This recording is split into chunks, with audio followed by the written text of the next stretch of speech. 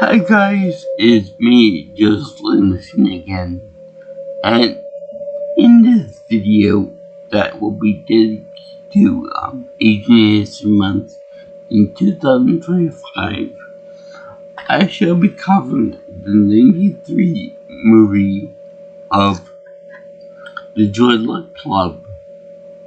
And this is a movie adaptation of the 1989 book by Amy Tan of the same name, but with a lot more. The book has a lot more characters and a lot more detail and joy. By the way, I'm curious to know if anyone actually read that book, by Amy Tan. I'm curious to read it myself one day. Now that I've seen the movie. Anyway, this movie was directed by Wayne Wong,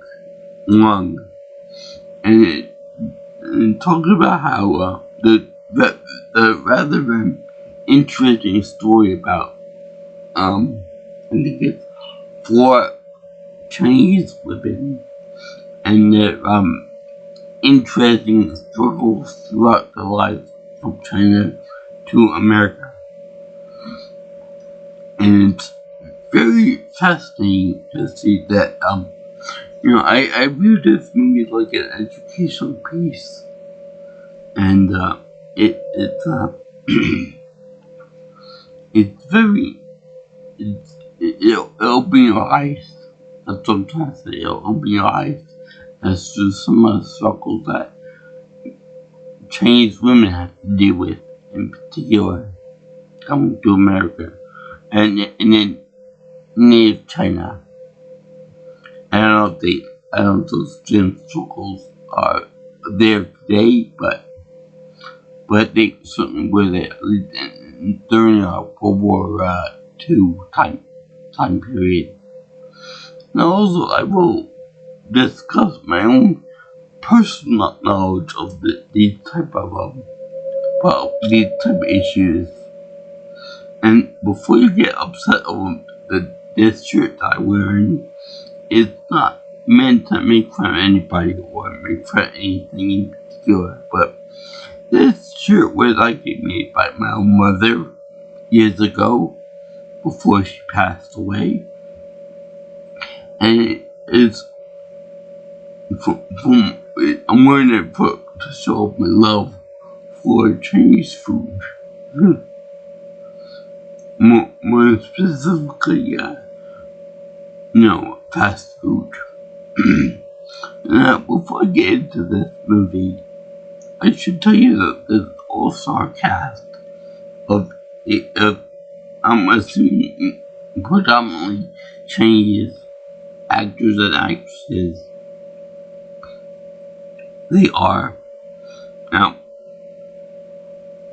excuse me if I get some of these names wrong. I'm only human and I don't know how to pronounce certain words. Okay, so now there's Rosalind Chow, which plays Rose Hu Jordan, and then there's Cameron Tomita, which plays Waverly Jung, Frank Nagan, which plays Ying Sinclair, Vivian Wu, that plays Ahmed's mother,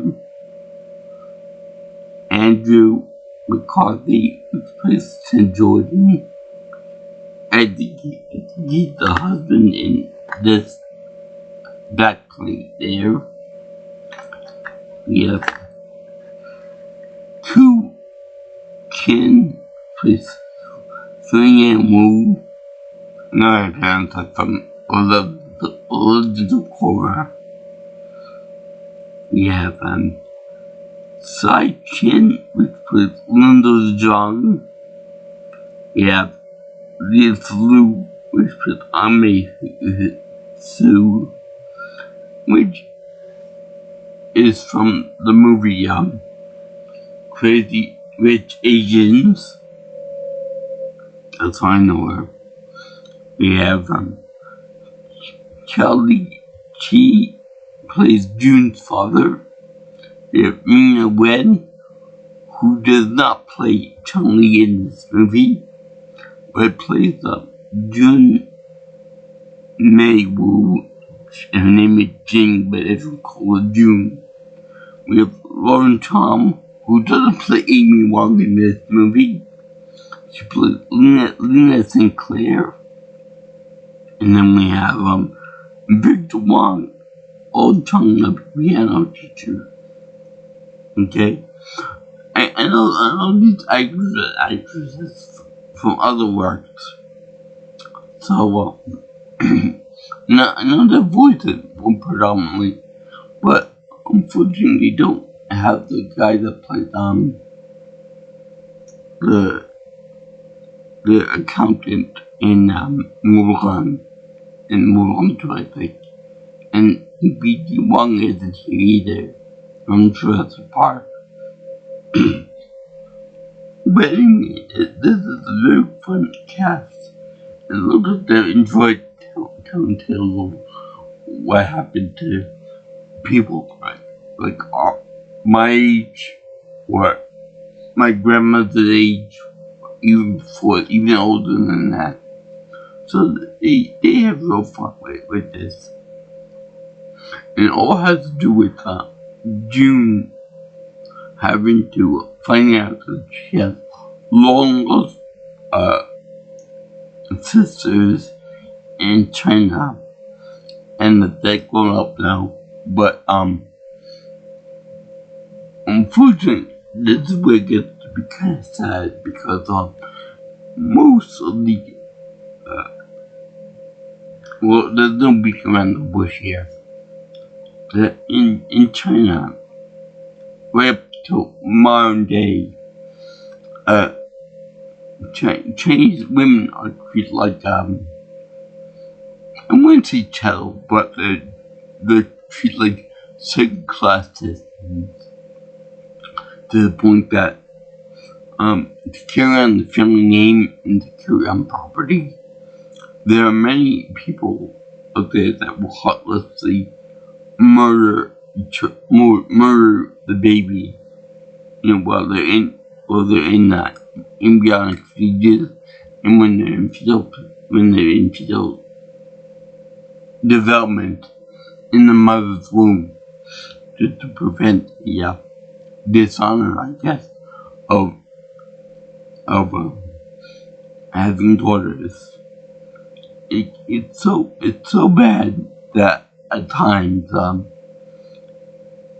women are ashamed of themselves and ashamed by their family members if they have just daughters, no sons. And in fact, if a woman were to give birth to, like, say, 2 or 3 daughters without any sons, they're seen as cursed on the family. And in fact, they're that's liable to get, for the husband, get another wife or concubine or whatever the case is. We've seen one woman there as she permanently fell off because she's wiped before. So there's like a very strict pecking order, with one that gives the husband a son as being like top dog in the roost, or top hen in the roost. So it's very tragic, and you can tell a wonderful job in working with the director to bring this concept to life, because if another person of another race were to tell the story, it wouldn't be as authentic as if a Chinese person were to say it. Because she may have lived through it. There might be family members or friends that lived through it, so she can give first-hand account about what went down in China during World War II and beyond that, and probably before that too. So anyway, these grown women invite you to play a game of Mahjong, which is a little bit different than say casino Mahjong. And because my friend told me that Mahjong was a traditional game for like only women that were only like over 60 years old to get together and play. It'd be like the equivalent of playing bridge or poker or gin rummy or something like that. So he loved all my idea about playing for myself. So anyway, after that's all done with, they go into each woman's backstory, which is nice. It's kind of like trying to think of my example of that,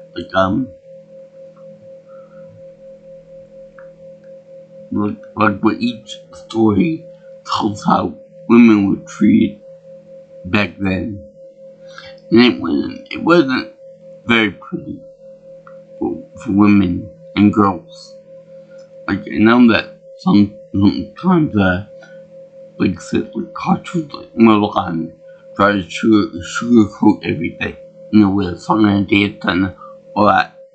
But it was really quite horrible for women, especially around that World War II time, 1930s, 1940s type China. Because I can't say this for every place in China, but the majority of girls were either given away as like a brides, or were forced to marry without their consent in it, or love of the person involved. And from what I gathered from this movie, there were no same-sex couples. You had to marry a man, you had to marry a woman. That was it. There was no such thing as a lesbian or gay. If you were that, you brought terrible disgrace and terrible shadow on your family and all that. So there was that, and the people over there were very, very superstitious. I don't know if it's a stereotype or not, but it was true, at least in the movie, in the book probably. But the book had 16 women, and there was definitely a lower amount for the cast for this movie, but as for obvious reasons, they didn't want to have the movie go on for like 5 hours. This was a pretty good, about 2.5 hours, less than 2.5 hours with the film. And it was actually pretty nicely done, but it didn't overstay its welcome any. So anyway, they showed that this girl, I forgot which one it was, but she was married to this guy who was a little chubby little thing, like a little, you want to go at blue belly, this guy has a big booty belly, and with jolly, all that stuff. But the only thing is that I don't like the fact that they married him off when it was just children. I mean, they were like 12 years old, somewhere in that ballpark figure. So, when you're a 12-year-old boy, for example, you don't take relationships with girls seriously. You don't take you think of like, ooh, that girl's a creep, I don't want to be with them. Or the opposite is true, like, cook for me, do this, do tricks, do all this other stuff, do hoop for me. That type of thing. So to move them off that young and to force them to be together is really, real heartless. and really cool. Because the guy like, yeah, baby, you have to do what I told you to do. You're my woman, and the things that I can treat you like crap all I want. And yeah, I wouldn't be surprised in the book if he really does that. Because it's that cruel and heartless. In fact, during the wedding ceremony, um, she looked very nice in her traditional outfit on, hairpiece and everything. Looked like something that Ting Ting put together. Although she was still child bride, it was kind of disgusting and kind of wrong and all that. But she looked good in the outfit. In any case, the guy, her husband be, and I'm giving her a little gift, and it was in her hand. It was a little iguana, and number one, it's a girl. She wouldn't like that anymore. Second of all, just did to prank her and make her feel like crap. So that was a good indication of her marriage to the guy. But she got him back eventually to where his mother yelled at her and said, "Where's my grandson? I want a grandchild now." This could be made fun of in say Futurama with the one wanting Amy to have a kid right away. She doesn't want to do that. So that was funny. This is much more serious because the live actors, and it's more drama than anything else. And it's a true story, pretty much. So anyway, they showed that she thought of a good way to get rid of him, and that was using their own superstitions against them. And that, the gods and the ancestors warned me about this, and they said that because the kid's got a big mole on his backside, that he will, that it will be a pox on you guys, and you'll get your revenge and stuff. And luckily, she said that the kids lived with one of the housekeepers outside, so she's pregnant with his seed, and that when she got a curse on her too, being that her tooth came out of her mouth years ago. So anyway, there's no actual violence done against these children as little girls, but you can imagine the psychological trauma of what was put on them by their parents, by their in-laws, by the matchmaker, and such people trying to be open proper. So 2 years out of marriage, after doing a very interesting, crazy dance there, and a crazy hairstyle and stuff like that. So it was actually really funny, really good, and really successful.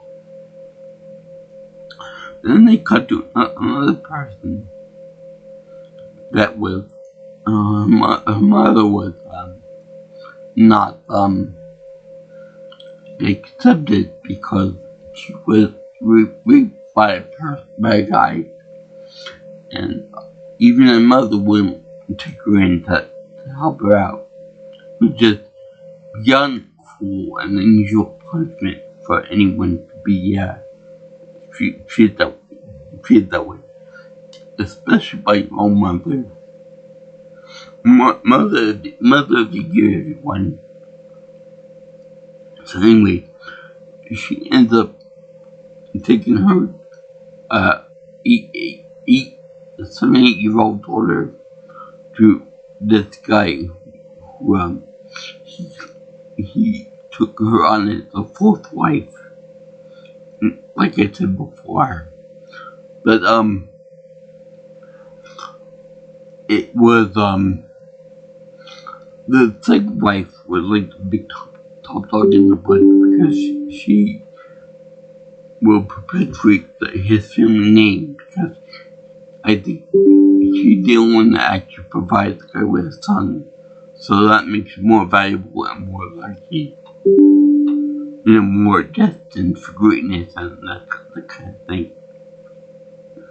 So a very important thing goes on during the scene, in that she tried to buy the little girl's love by giving them pearls against the mother's wishes. And the thing is that later on she tried to use these pearls like she's better than you, Mom, because she gave me these things, like expensive things.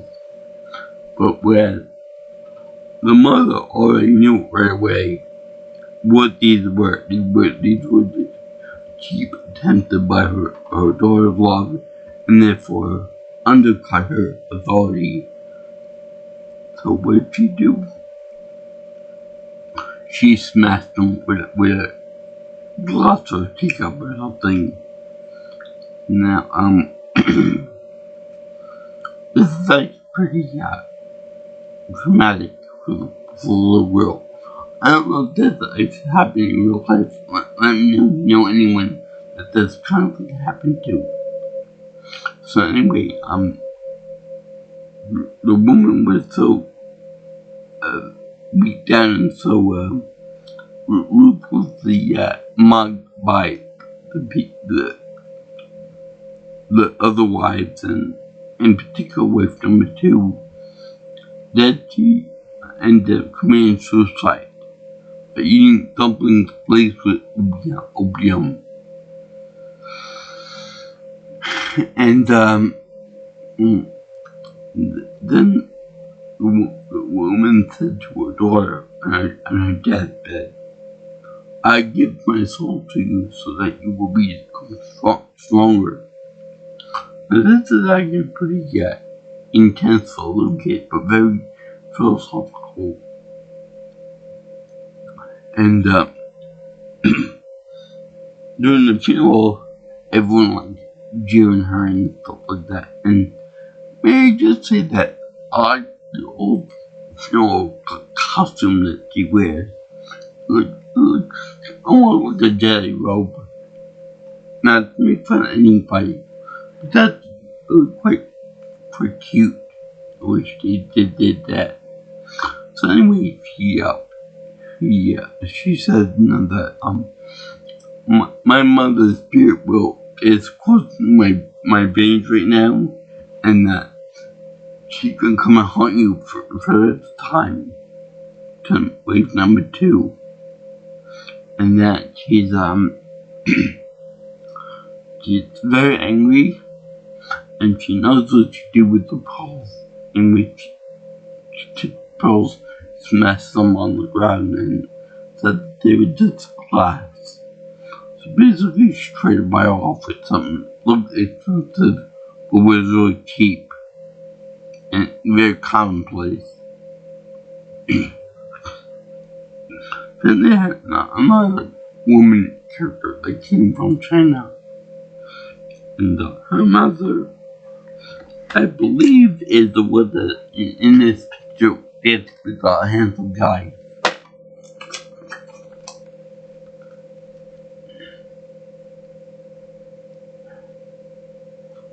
Right here. And the guy is charming, he's suave, he's this, he's that. But the only thing is the guy's a little prick.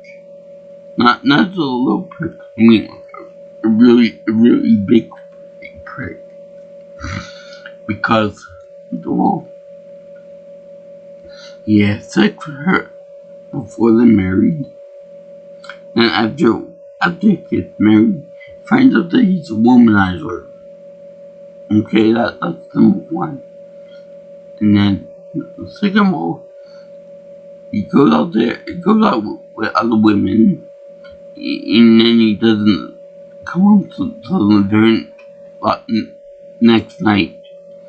So she's over there waiting, getting more restless when this happens.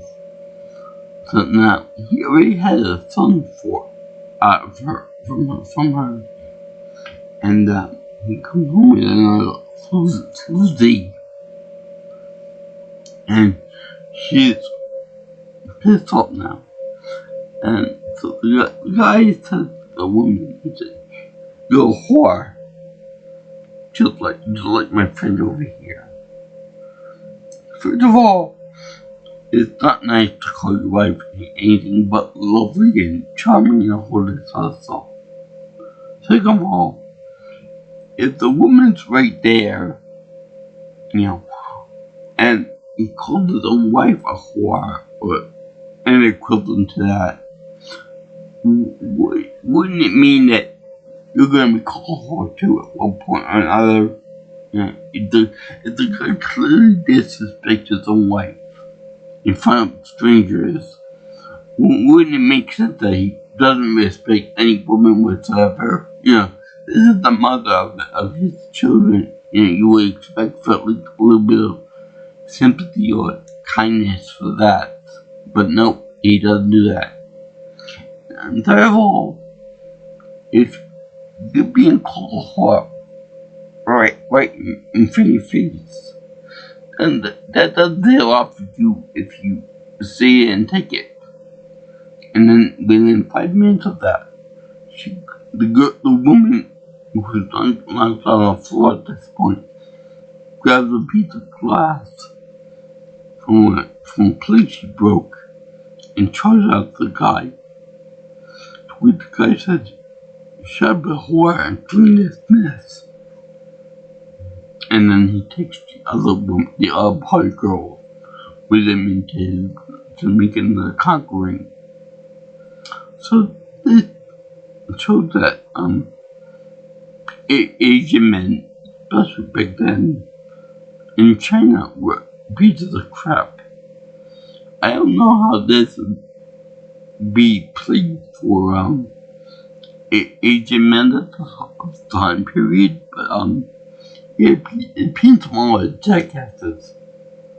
Kind of like if I were to watch a movie about the Godfather or something, then everyone would assume that I was a mafia boy. It's kind of slanted a little bit. So anyway, she ends up being distraught, as you can expect from somebody that went through all this. The husband's a womanizing jackass, a prick, and I'm not quite sure if Chinese translation came out good, but I'm pretty sure that she had other words for that. They just couldn't translate properly into English. So anyway, she ends up so distraught and so out of it. She didn't like a trance during this whole time, and she immediately decided to take out. She, not on purpose, but she did so much in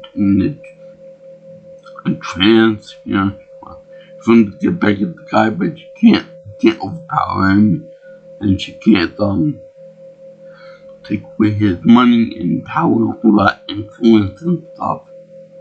And what she does is she drowns her baby, her son, because that's the only thing that he cares about, his legacy. And I feel bad for her, but murder is still murder. You're still putting your infant son in the bath. So for some odd reason, she's not arrested or anything like that, and she comes to America too. So then we have another person let's see, I'm trying to think here. Yeah, there's another person there. June's mother, which is, well, one of the other tips about Chinese women in particular is that they're very interested in having their kids play musical instruments for some reason or another. Probably bring honor to the family or make a party or something like that. So June has to learn piano, and Regina doesn't want to do it, but then she gets on it to the point that later on she likes to play the piano. And may I just say that I've got on with how much the adult cast does a great job with this movie. But also the little kids that play the little kid version of the adults, they do a pretty good job with it too. They do a real good job in that. It's supposed to be in San Francisco. And the rights are own treat and that kind of thing. So anyway, another story comes in the form of Native Waverly. She's she just got married to a white boy. That's not a big deal because of course you know that the mother makes a big deal out of it because she's very picky and very particular about all this. She comes home with a mink coat and she says, "Oh, it's old, it's used. You know, there's no long hairs on the mink coat. Your daughter married a nice guy. He takes care of her, he respects her. In fact, one time they were like me and his parents, and it was funny because she didn't realize that she was Chinese. I thought Chinese American. So, for the mother said that she's Vietnamese. My parents went to Vietnam and all this stuff, and we're very sorry for what you did, for what we did to your country and your people. The girl said, "I'm not Vietnamese, I'm Chinese." And then he said, then the mother said,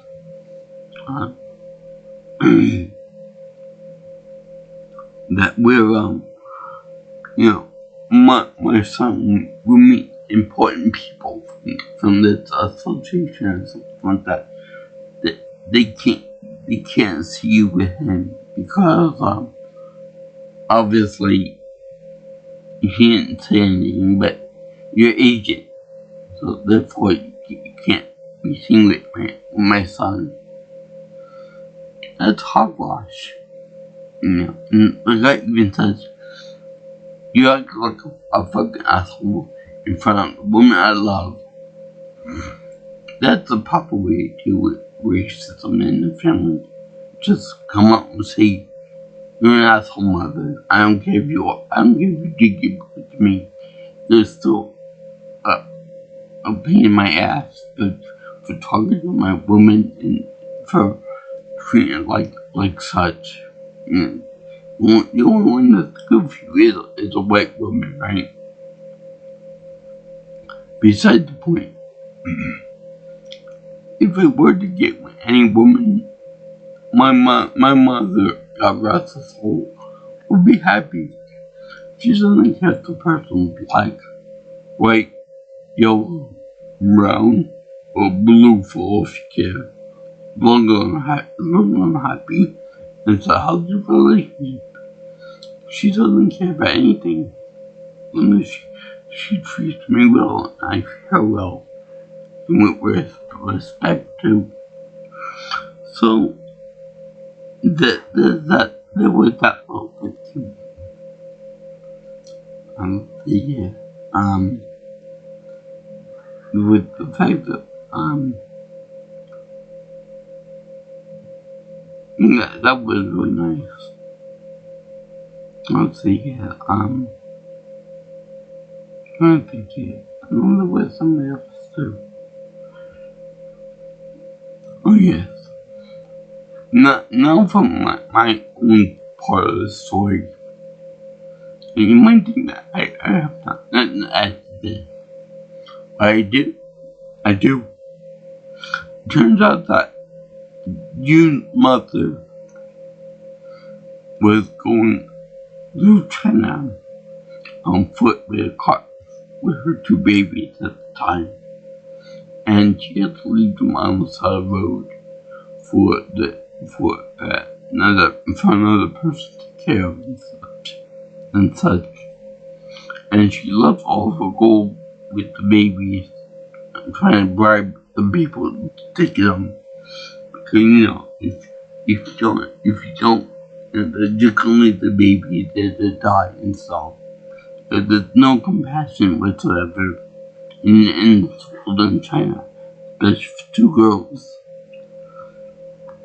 So she leaves all the possession with the babies in the hopes that she takes them out. Someone takes them and raises them and stuff. So, she then gets arrested later on, which her detriment, and then she comes to America because she can't go back and find the baby because that would, I guess, bring on some kind of disgrace or something to her. Where if I were her, I would have went back and found the babies or tried my best to find them too. So you might think, this is all the past, they don't do that anymore and this and that. But they do. They might not leave them, mothers might not leave them on the side of the road like that anymore. But they do put kids in the orphanage and that kind of thing. They abandon them, especially girls, because, like I said, Chinese people view them as unlucky, unwanted. They want boys in their family to carry on their family name and such as that. Not all Chinese people do this, but some of them do still. Anyway, I go like people from Sakura from my gym. Well, she told me that her and her sister, Aurora, came from two separate orphanages that people abandoned them at. They are not blood relatives, but then two parents, two Jewish parents came around and adopted both of them. So yay for that. They deserve to be praised, and he deserves to be loved for what he did for these two women. And I'm honored to know that even though Damien is not too interested in knowing me, but fuck him. Anyway, these two women came from China in that way. I'm sure that if they were still in China, they would have a very hard life ahead of them. But now that they're in America, they're more successful, more fit, and a lot nicer, to me at least, than if they were raised in their culture, I believe. So there's that too. So then I think I'm missing at least one story of the Joy Luck Club, which, to be honest with you, I don't know where they came up with that name, where Amy Tan came up with that name. But it's a pretty good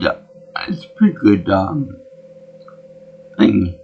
I think that I came up with it because these women are lucky to know each other, to have similar stories, and to come together all.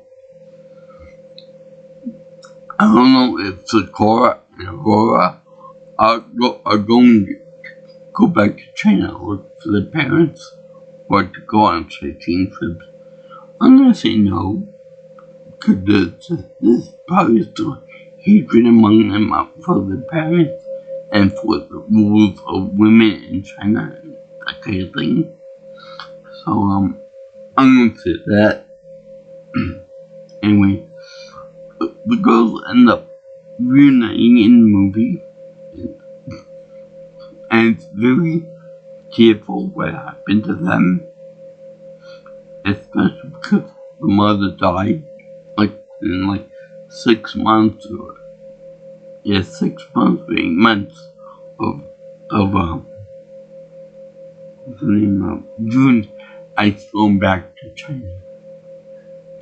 Now there is a little bit of an issue with her being able to speak Mandarin as fluently as the girls do, because they were born into the society. It'd be like us Americans going to Great Britain and speaking Brittanyese versus come here. And until that Ming-Na Wen probably has a lot of experience with speaking Chinese and Mandarin, but if you go to say area of China where they don't speak Mandarin, Hamag or Cantonese. No, I mentioned that. I'm getting hungry for Chinese food again now. So anyway, it'd be like her doing that like this dialects and stuff. So there would be a little bit of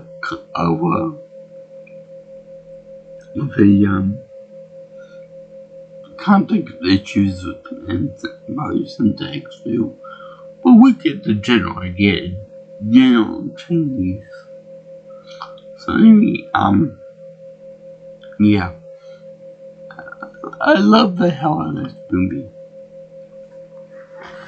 And as you can see, I had to took my VHS tapes, which they kind of have a weird tracking issue on the beginning 10 minutes of it, but it was all good. Let's see.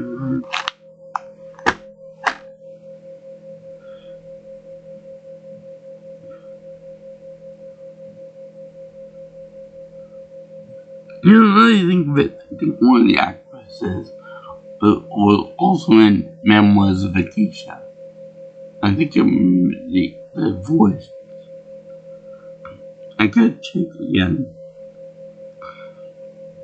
Let me see here. I like the way he portrays love as just a common thing and not a common thing, more like some of a fantasy for women in China. That that you have to be forced to do certain things, and then you're forced to do everything by your husband, and that's it. And the men usually put power on and stuff. They can do whatever they want, pretty much, without question.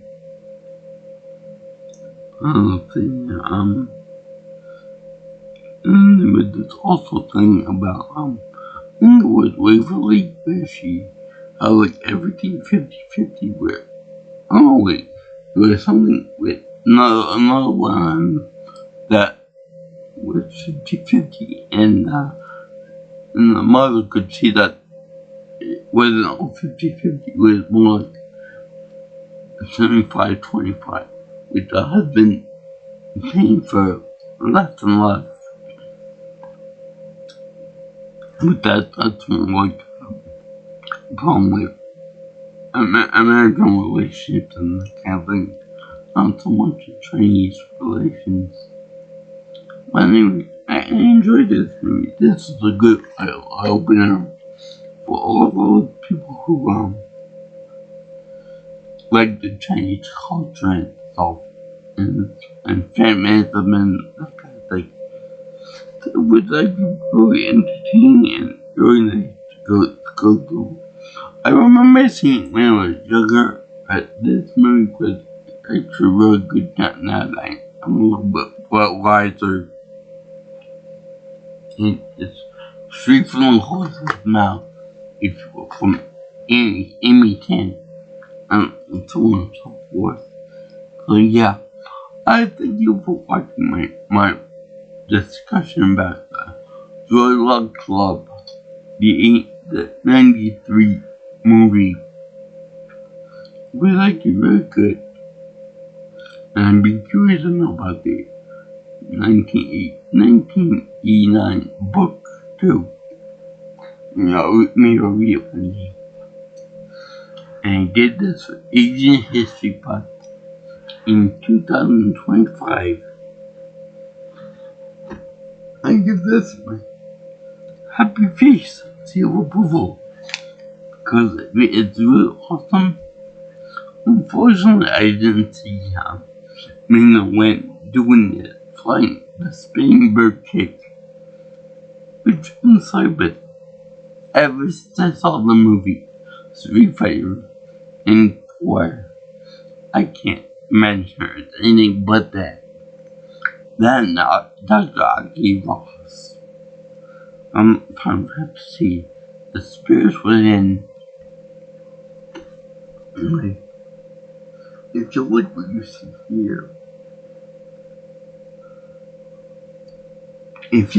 see here, you want to see more of my videos and such, future commentary and whatnot, like, comment, and share on my videos, as well as